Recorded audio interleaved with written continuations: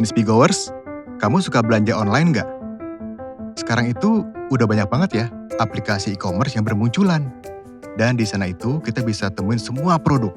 Mulai dari baju, celana, sendal, sepatu, kursi, meja, kompor, handphone, pokoknya banyak banget. Sampai-sampai kalau mau disebutin semua, itu udah kayak kuliah 2 SKS, saking banyaknya. Nah ini tentu bikin kita jadi merasa diuntungkan. Soalnya semuanya jauh lebih praktis dan gampang. Kita cuma perlu pakai smartphone buat dapetin semua yang kita butuhin di satu aplikasi. Tapi ternyata, fenomena belanja online ini juga bisa memberikan dampak buruk loh buat bumi kita. Kok bisa ya? Soalnya kan untuk pengiriman paket-paket yang kita pesan itu, kurirnya pada pakai kendaraan bermotor. Dan pastinya bisa ningkatin polusi udara. Padahal kan penggunaan kendaraan bermotor itu udah banyak banget ya. Apalagi seperti di kota besar kayak Jakarta. Ini sampai bikin macet di mana-mana. Tapi ternyata ada loh jasa kurir yang nawarin jasanya pakai sepeda. Namanya Westbike. Tapi apa iya bisnis ini bisa berjalan dengan lancar? Banyak nggak sih yang pakai jasa mereka? Nah, buat kamu yang penasaran tentang Westbike dan cara mereka buat menjalankan bisnisnya, di episode ini kita bakal ngunjungin salah satu markasnya Westbike yang ada di Kemang, Jakarta Selatan. Kita bakal kupas semuanya bareng foundernya, Hendy Rahmat. Kita bakal korek skill-skill apa aja sih yang dipakai sama Westbike ini dalam berbisnis. Yuk langsung aja kita kupas bareng pakar ekonomi Indonesia, Ibu Afiliani, dan saya, Nino Budianto, hanya di Kupas Bisnis ala Afiliani.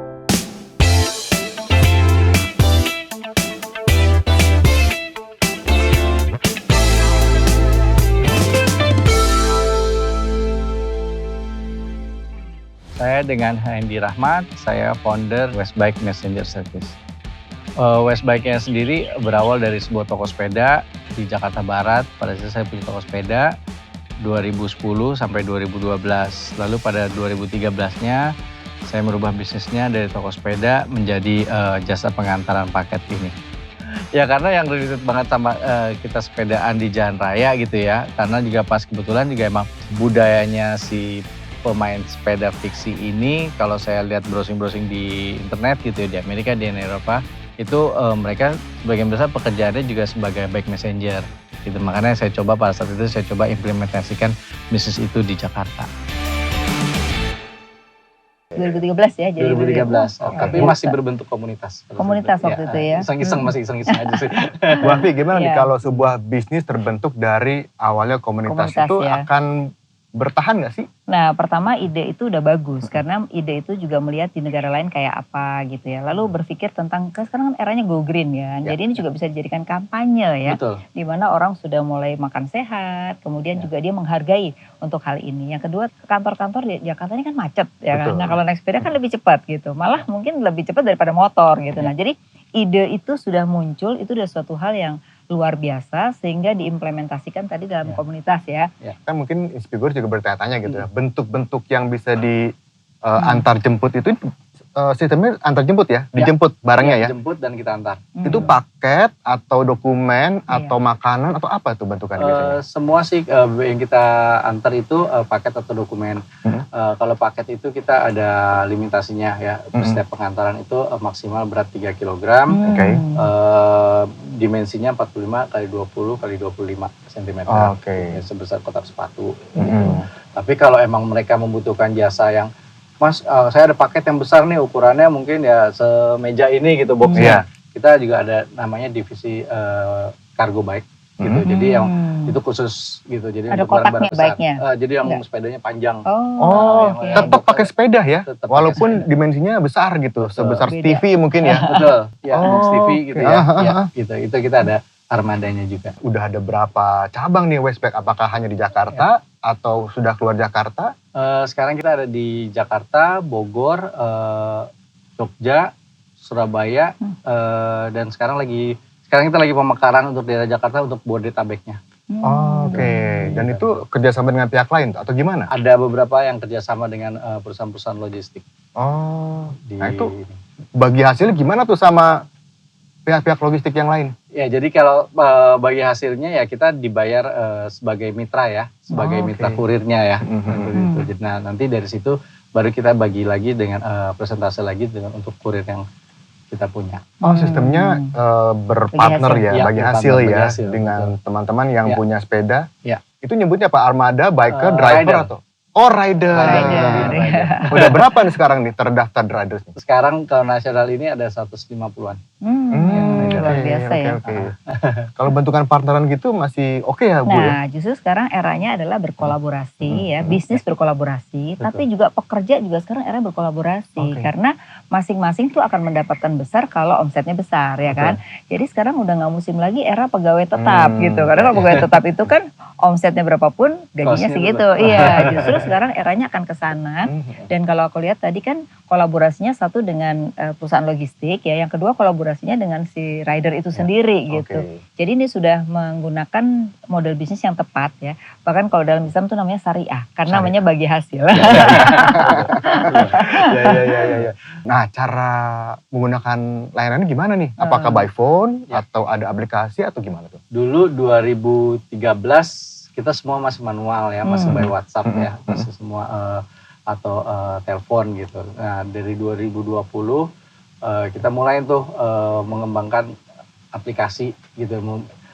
Sebenarnya sih kita dari para founder nggak ada yang backgroundnya IT, cuman kayaknya kita udah harus juga ngikutin perkembangan zaman gitu, mengikuti teknologi zaman gitu, udah mesti ngikutin gitu. Jadi akhirnya kita develop lah aplikasi yang simple agar orang mudah order seperti itu. Ya udah pada saat itu 2020 kita bikin aplikasinya, udah kita siap rilis COVID. Iya, jadi emang kita sejak berbadan hukum ya dari 2016 kita jadi perusahaan, lalu kita mencoba untuk terus berkembang. Emang kayaknya kita juga harus mengikuti perkembangan zaman, perkembangan teknologi, makanya kita bikin aplikasi untuk memudahkan customer untuk mengorder jasa kita gitu.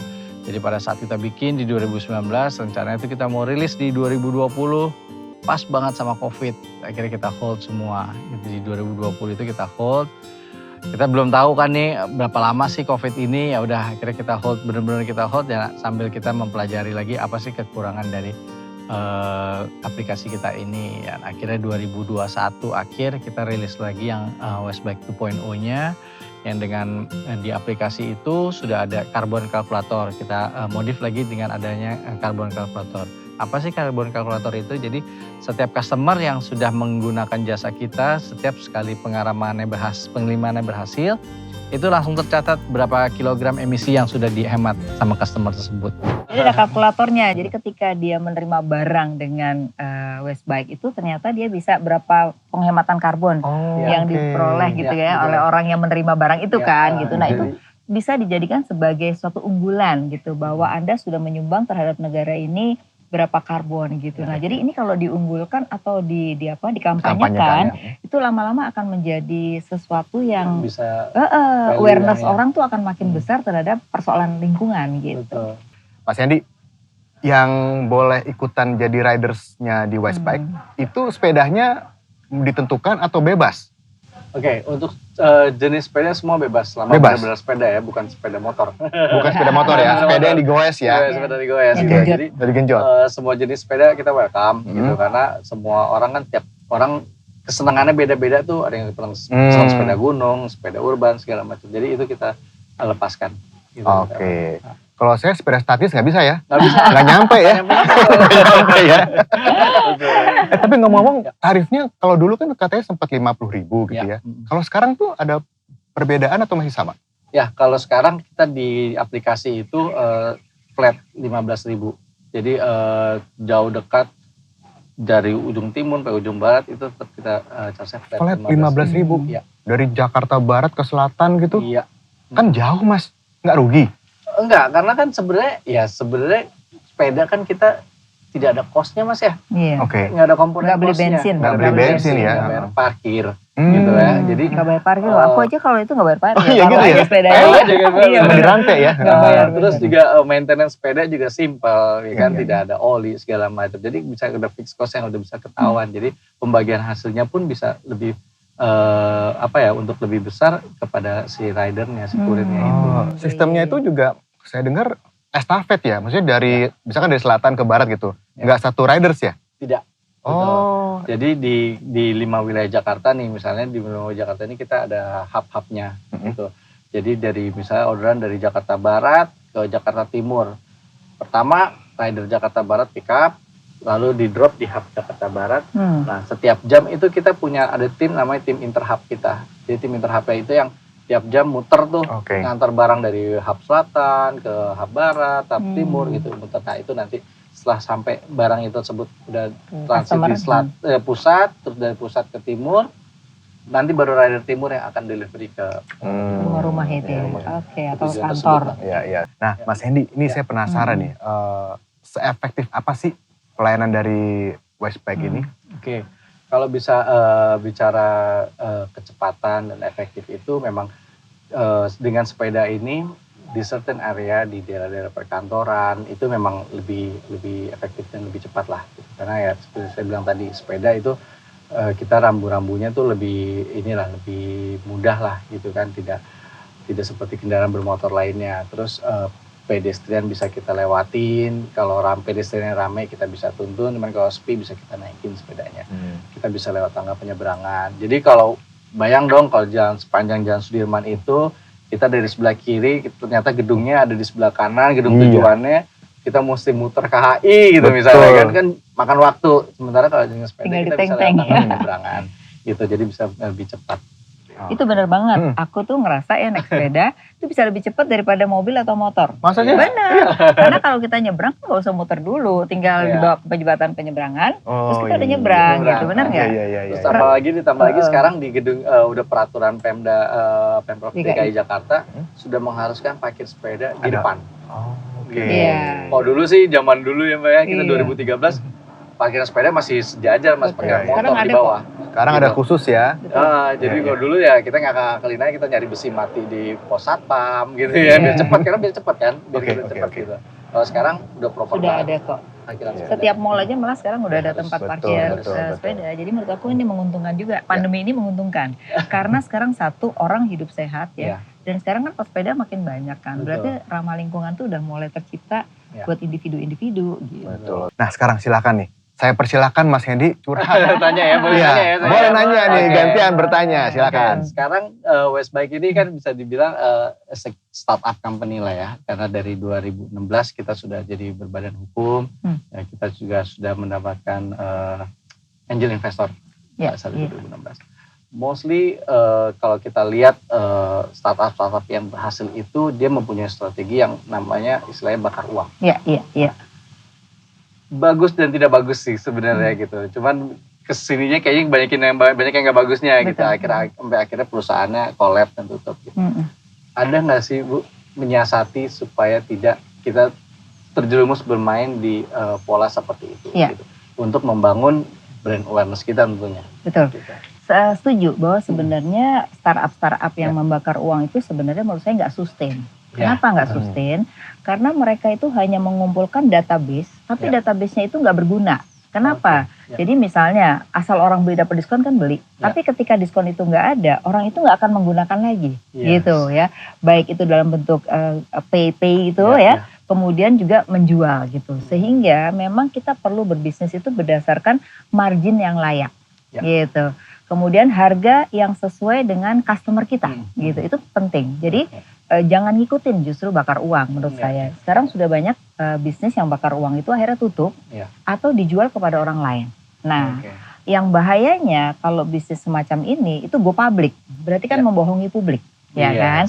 Karena dia hanya jualan tentang kita punya database sekian juta. Tapi dari sekian juta itu berapa yang efektif melakukan transaksi kan gitu. Nah, jadi menurut saya bisnis ini adalah bisnis real.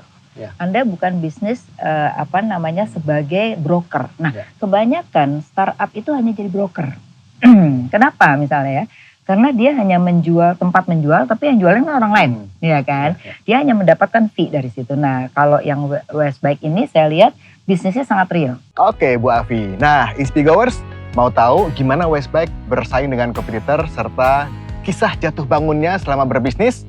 Langsung aja dengerin podcastnya di Inspigo yang bisa di-download melalui App Store dan Play Store.